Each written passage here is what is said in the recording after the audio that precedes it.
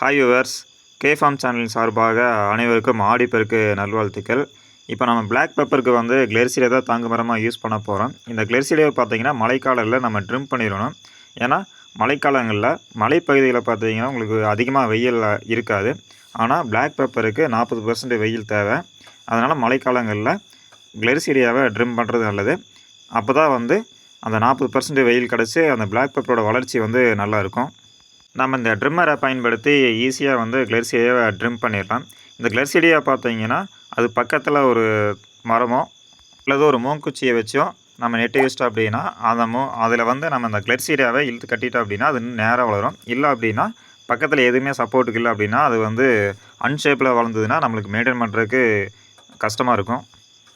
அகத்தி மரத்துக்கு ஆயுட்காலமே 3 வருடங்கிறதுனால அதை வந்து நம்ம தாங்கு மரமாக பயன்படுத்த முடியாது. அதனால தான் கிளெர்சிடியா வந்து நம்ம பயன்படுத்த போகிறோம். தேங்க்யூ ஃபார் வாட்சிங்.